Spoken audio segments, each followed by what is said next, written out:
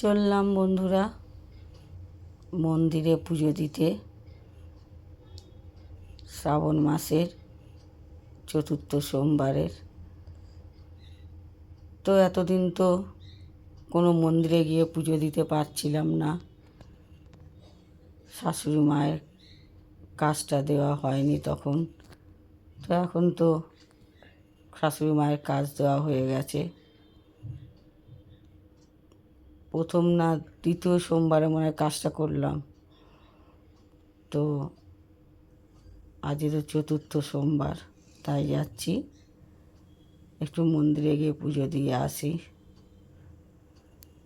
মানে মন্দিরে তো যাওয়া হয় না, অনেক দিন মন্দিরে ওঠা হয়নি, যে কোনো মন্দিরেই ওঠা হয়নি। তো এই প্রথম যাচ্ছি শিব ঠাকুরের পুজো করতে,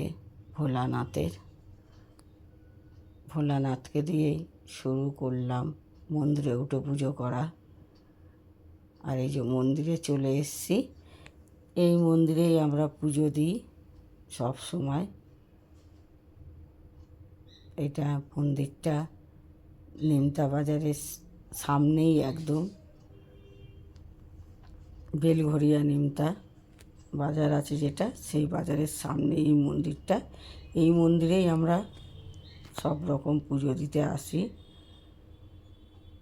সব রকম দেবদেবী আছেন, ভোলানাথ, মা কালী, বড় ঠাকুর সব আছে। তো পুজোর সব একসাথে একটা ভালো নতুন প্লাস্টিকে করে নিয়ে চলে এসেছি। এসে সব থালার মধ্যে সাজিয়ে নিচ্ছি।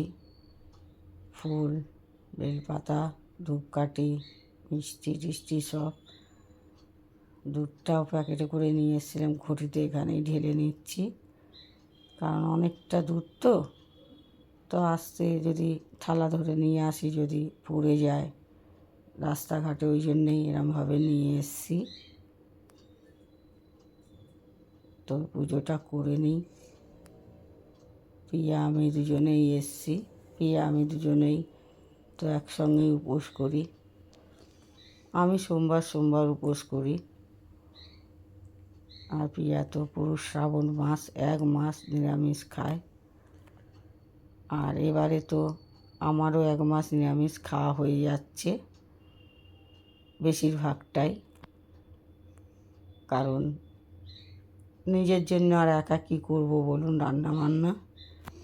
নাহলে আমি গোটা শ্রাবণ মাস নিরামিষ খাই না। মিথ্যে কথা বলতে ভালোবাসি না, আর বলতে পারিও না।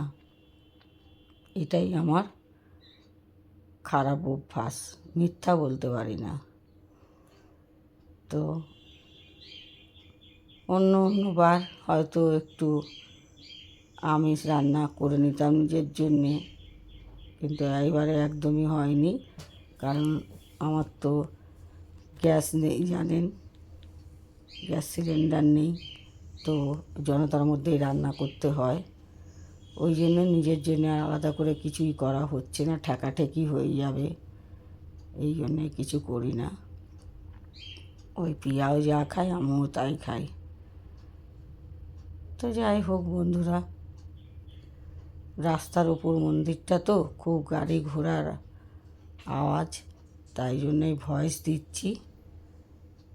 খুব ভালো ভয়েস দিতে পারি না, যেরকম যা পারি সেটাই দিই, চেষ্টা করি দেওয়ার। একটু মানিয়ে গুছিয়ে নেবেন, কারণ গাড়ি ঘোড়ার আওয়াজটা আসছিল, তাই জন্যই ভয়েসটা দিলাম। আর ভিডিওটা কিন্তু গতকালকের, কারণ গতকালই শ্রাবণ মাসের চতুর্থ সোমবার ছিল। আজ মঙ্গলবার আমি ভয়েসটা দিচ্ছি, যেহেতু আজই ভিডিওটা পোস্ট করব, ওই জন্য আজ সকালেই ভয়েসটা দিচ্ছি। আর সময় পাই না বন্ধুরা, বিভিন্ন রকমের কাজ কর্ম, তারপরে মন মেজাজ ভালো থাকে না, চিন্তা ভাবনা, টেনশান। ওই জন্য যখন সময় পাই তখনই ভয়েসটা দিই, কিচ্ছু করার নেই। আমাদের মাথায় তো আর এক রকম চিন্তা ভাবনা থাকে না বন্ধুরা, বিভিন্ন রকমের চিন্তা ভাবনা থাকে। কারণ জানেন তো, গরিব মানুষদের, অসহায় মানুষদের, তারা কিছুটা, গরিব মানুষরা, অসহায় মানুষরা কিছুটা মন্দিরে যেরকম ঘন্টা হয় দেখেছেন, যে যখন পারে এসে বাজিয়ে দিয়ে চলে যায় একবার করে। তো এখন আমরা হলাম সেই রকম মন্দিরের ঘন্টা, যে যখন পারে সে তখন একবার করে বাজিয়ে দিয়ে চলে যায়। কারণ ওই যে আমাদের অর্থ নেই, অর্থবল নেই আমাদের, আর আমাদের মানে মানুষজনও আমাদের খুব একটা ভালোবাসে না, কারণ আমরা গরিব, আমাদের লোকবলও নেই আর অর্থও নেই। সেই জন্যে যে যখন পারে আমাদের একবার করে ঘন্টার মতন বাজিয়ে দিয়ে চলে যায়। ব্যাপার হলো এটাই। আমাদের দোষ থাকুক, আমাদের দোষ না থাকুক, কিন্তু আমাদের সকলের অপমান, অবহেলা, তিরস্কার আমাদেরকে সহ্য করতে হবে, আমরা কিছু করি আর কিছু না করি, বুঝেছেন? তো এই হচ্ছে ব্যাপার। মাইন্ড সবসময় ঠিক থাকে না। তো এখানে তো ভোলানাথ, মা কালী, সকল দেবদেবীর পুজো এখানে করে এসে, পাশে বড় ঠাকুর আছেন, এখানেও এসে একটু পুজো করে নিচ্ছি। কারণ মন্দিরে তো আসা হয় না।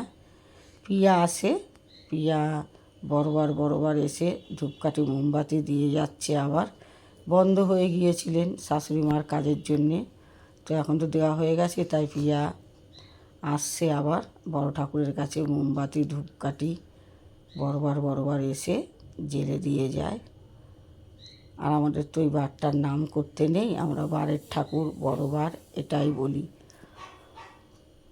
একটু মা কালীকেও একটু পুজো করে নিচ্ছি, মহাদেব সকলকেই একটু ধূপকাঠি মোমবাতি দিয়ে পুজো করছি। আসা তো হয় না, তো সেই জন্যেই এসেছি যখন মন্দিরে, অনেক দিনই আসা হয়নি মন্দিরে, তো এই এসেছি, তো সব ঠাকুরদেরকেই দিয়ে দিচ্ছি ধূপকাঠি মোমবাতি।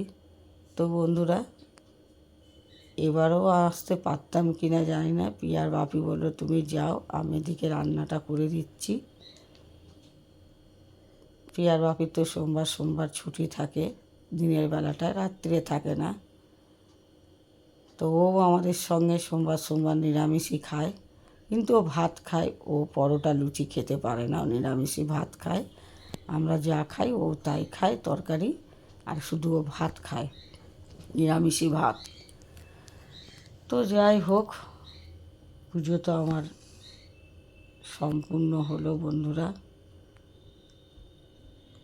ভোলানাথ যেন সকলকেই খুব ভালো রাখে, সুস্থ রাখে, রোগমুক্ত রাখে, ভোলানাথের কাছে এই কামনা করি। আর এর থেকে তো বেশি কিছু দেওয়ার মতন কাউকেই আমাদের কাছে কিছু নেই। মা কালীর কাছেও এই কামনা করি, সকলকেই খুব ভালো রাখুক, সুস্থ রাখুক, রোগমুক্ত রাখুক।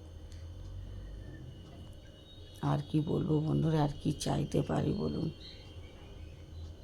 বেশি কিছু আশা করি না, ভালো করে মানে দুটো ভালো মোটা কাপড়, মোটা ভাত খেয়ে পরে যাতে বেঁচে থাকতে পারি, এই কামনাই করি সকল দেবদেবীদের কাছে। আর সকলেই যেন খুব ভালো থাকে, সুস্থ থাকে, এই কামনাই করি। শুভ সকাল বন্ধুরা, গুড মর্নিং।